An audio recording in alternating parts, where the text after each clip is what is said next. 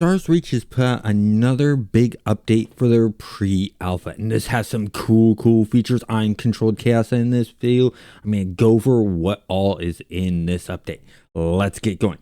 First off, the update is called Procedural Creatures, and the reason it's called this is normally there's about 20 creature types in the game. Now there's over 120, and they vary from planet to planet. I mainly played on Rodin, and in that one I saw a bunch of different creatures in there.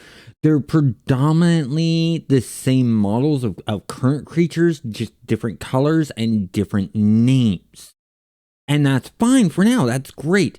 I talked to Dave and brought that up, and he goes, yes, that's the way it is for now. That is going to change in the future. They're just testing out the different abilities and stuff like that, getting things set up and things like that. Why waste your time modeling new stuff if people don't like the effect of what it is? Plus, with the fact that there's different types of sky sharks, you know, they had, like, for instance, an acid sky shark, a shock sky shark, you know, a bunch of different stuff like that, and they have different abilities. So instead of just having the fire and ice, they had some that had acid. They had some that would shock you. And when it shocked you, it stunned you. There currently is no animation to your character being stunned. They just sort of stand there. But I'm pretty sure the animators are going to go in and create a cool little shock animation of your character jeering around as they're being shocked. And there's a cool shock electric effect going on around you while you're being shocked. So that's really cool and interesting, and I did see that effect happen in the game. The other cool thing about the creatures is they are no longer all the same level and just easy to take on a pack by yourself. The creatures now have a variety of levels. We have white, yellow, orange, red, and purple. I never saw the purple, but Dave Jordanson did see a purple and got attacked by a purple, and it was funny because he's like, oh geez, a purple, run. and that was great.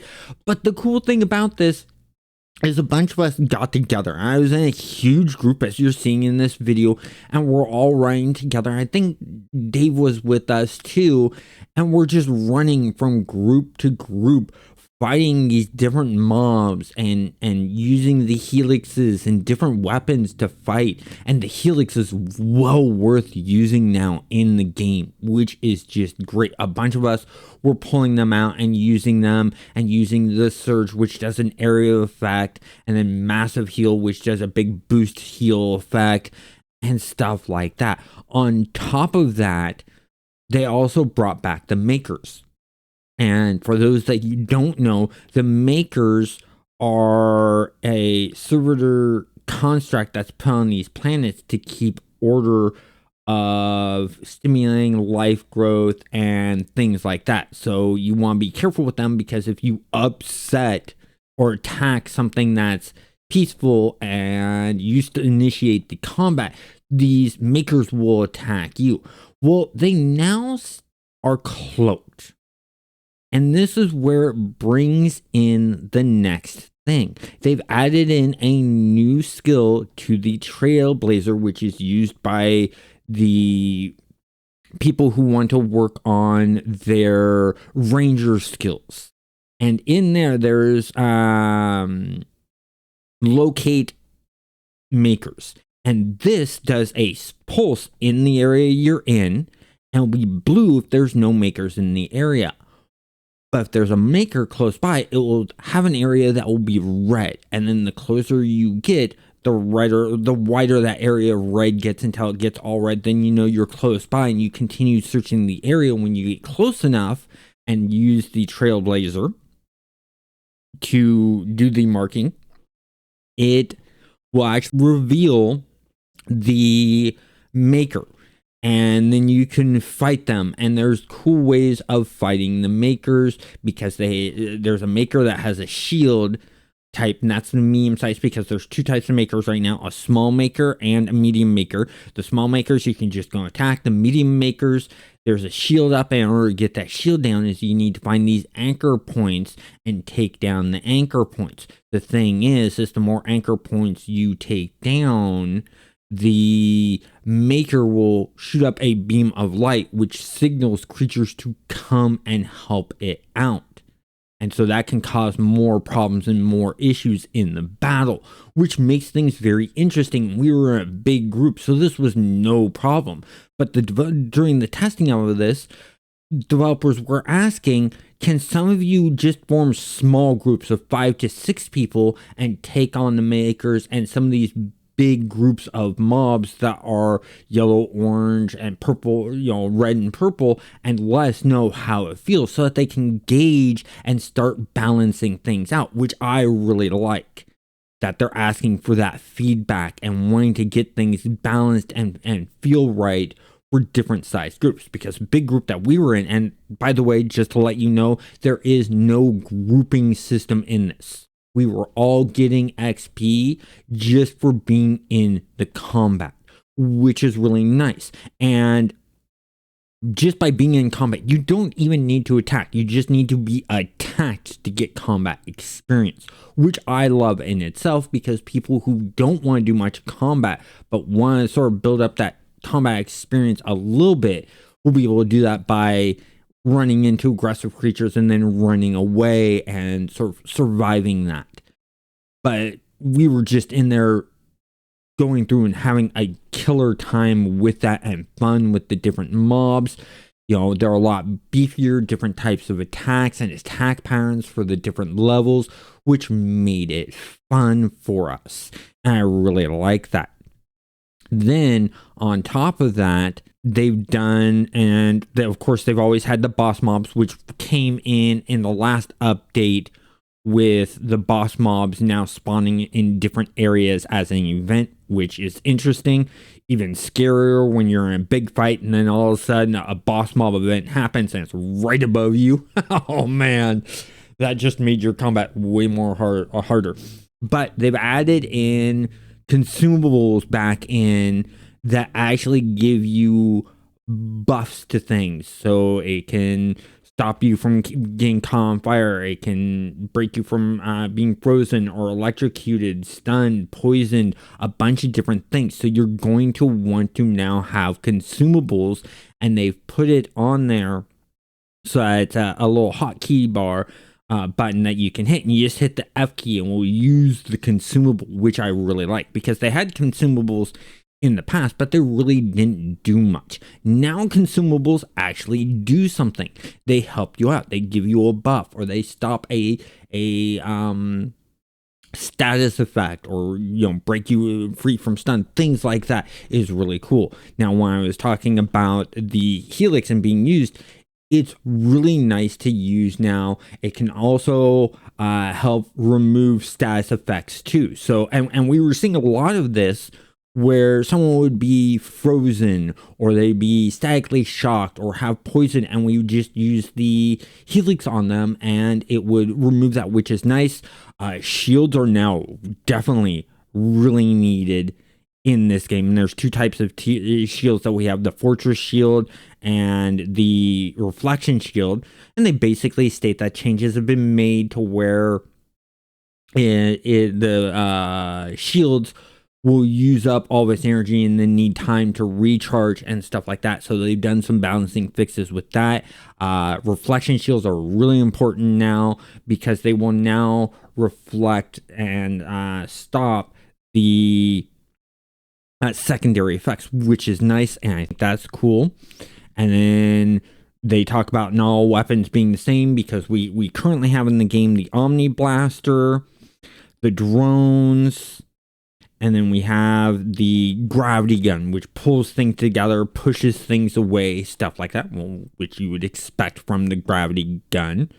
And then you want to remember that there's a dodge in there. If you're in the test, you basically hold down left control and a movement direction, and you'll dodge that direction. Then you have your grav mesh so that you can jump around, and then you have your grapple that you can also use to help you in the fights. And then, as I mentioned before, just running away from the combat will gain you some XP. Not as much as actually fully being in the combat, because the longer you're in combat, the more that XP trickles in. And I think that's actually a smart move with this game that I'm liking. It's all XP. It's not a big, huge boost of XP for doing something. It's a trickle effect of a couple points here and there. But the more you're doing it, the more that's trickling in. And there were people that were putting down camps for us to be able to update our skills and for us to do dances and heal our wounds and stuff like that. And one person popped up and said, "Oh my God, I got 5,000 in ranger skill," because there's like 20 of us in this camp, switching out weapons and healing up and dancing and, things like that. So he's getting huge amounts of this trickle. He's getting 1 point every so often from each person. So it's now like 20 points every so often he's getting from these people. So that's going to build up quick. Another change that they have made is to terraforming. So we have this terraformer that we can use to dig the dirt, dig into stone, stuff like that. Well, they have now put in a thing that allows them to have a hardness value. So dirt's really now quick to dig up. But when you go to stone, it's a little bit slower. When you go to granite, it's even slower. When you get to diamonds and quartz, it's even slower.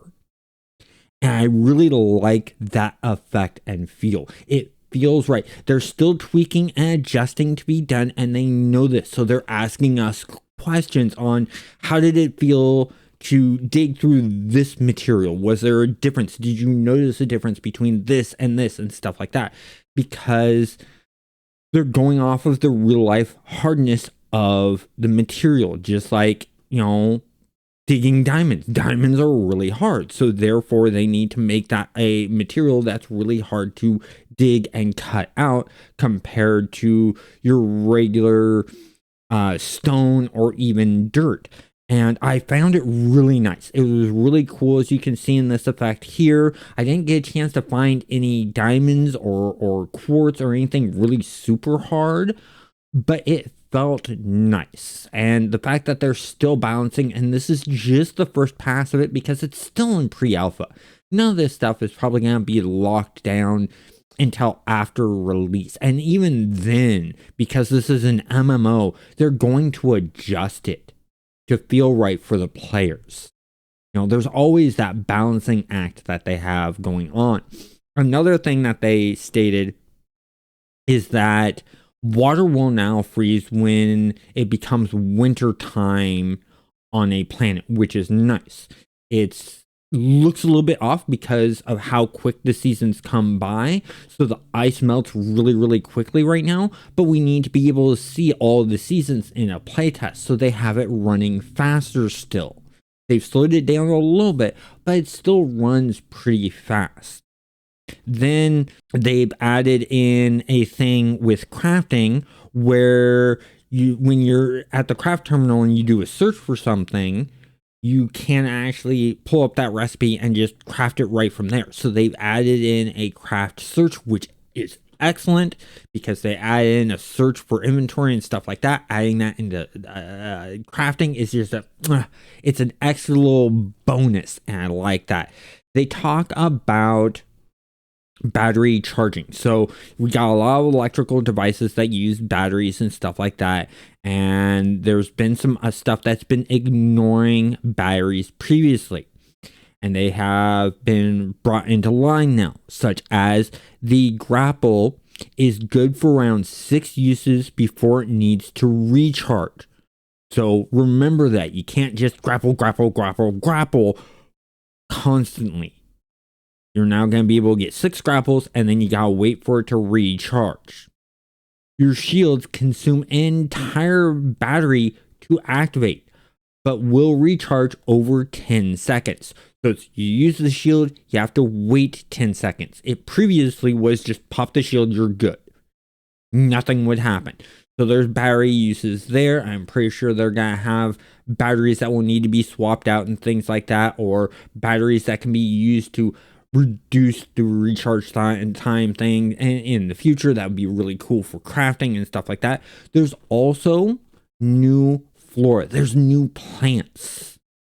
There's hexavine spires and lemon wire tendrils, Emberloom, torch, and a bunch of other new plants that I've actually seen around the world. I haven't been to a bunch of different plants. I spent most of my time on Rodent because there were a lot of errors and bugs, and the sim was having some issues.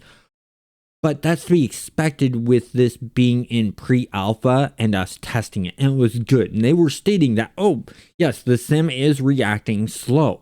And they did have to reboot the sim. The great thing is when they have to reboot the sim, it happens quickly. And the cool thing is we really didn't need to log out that much. There were some of us like me that were already logging out and didn't get to see this, but there were some that were just like, oh, okay, the world's repopping and re-showing for me and stuff like that. That's showing that the sim is feeding you real-time data of the world. And this game really needs that because players are able to alter the terrain of the world. It's not a constant. It's not something that can be kept client-side. That has to be kept server-side because of the alterations of the world.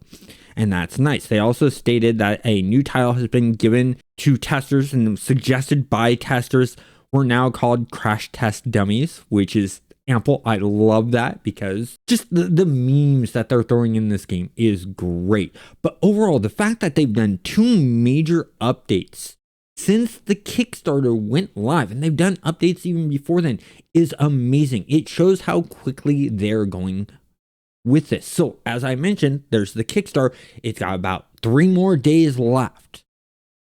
So if this game interests you, you should go and back it if you have the money to do so.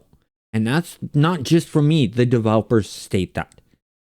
They state that if you can't afford to back this, don't back it. They have even just a $1 tier just to help out. But they have multiple tiers beyond that.